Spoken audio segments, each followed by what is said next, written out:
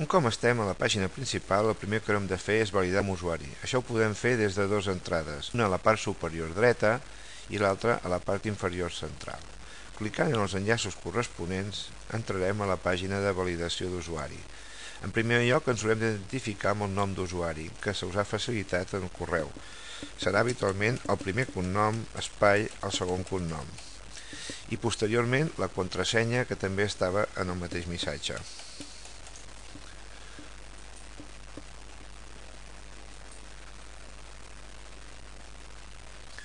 Un cop ja identificats, podreu veure que en la part superior dreta apareix el vostre nom d'usuari. Ja tenim accés al curs de programació d'unitats didàctiques que clicant en l'enllaç corresponent entrareu en el mateix. Com podreu veure, en aquest moment només teniu disponible la unitat 1. La resta d'unitats encara no estan disponibles. Això està fet amb l'objectiu d'intentar coordinar el treball entre tots els participants.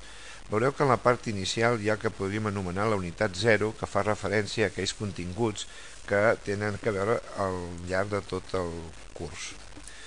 En primer lloc tenim un fòrum de participació. Clicant podrem entrar en aquest fòrum. Com ja us comentava, inicialment en aquest primer torn del curs hi participen 3 professors formadors. En aquest cas, el professor assignat seria el Miquel Villalobos. Com podem veure, l'alumne només està assignat a aquest grup i, per tant, tindrà accés als missatges de participació que facin tots els membres d'aquest grup.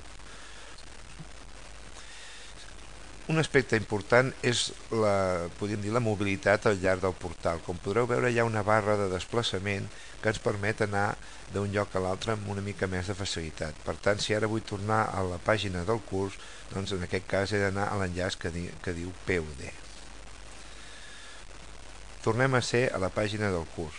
A continuació tindríem el document en Word del pla docent, posteriorment el glossari. Aquest glossari anirà creixent i tindrà com a objectiu facilitar tot el que serien els aspectes de vocabulari i aspectes conceptuals que s'utilitzin en els diferents continguts.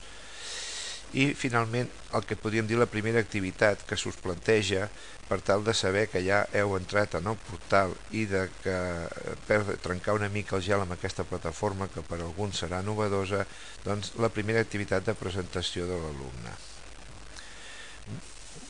Bé, un cop hem entrat en aquest espai, s'us fa una mica d'explicació. L'objectiu és que envieu un missatge de salutació al vostre professor formador. Per fer-ho, simplement heu de clicar en el botó corresponent. Us apareixerà un editor i aquí vosaltres podeu escriure el vostre missatge.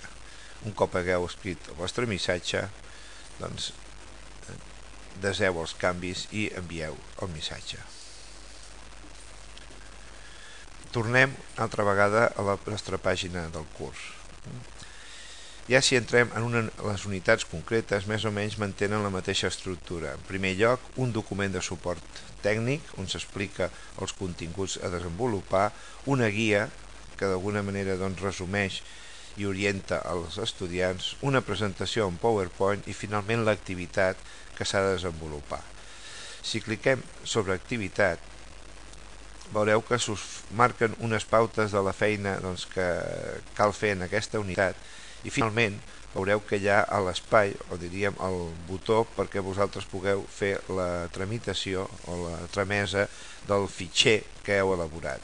Simplement apretant el botó de navegar us apareixerà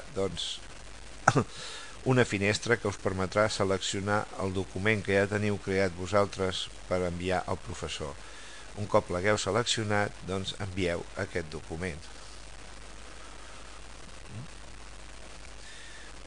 Bé, fins aquí seria aquest primer videotutorial d'introducció. Tornaríem per aquí una altra vegada al nostre espai.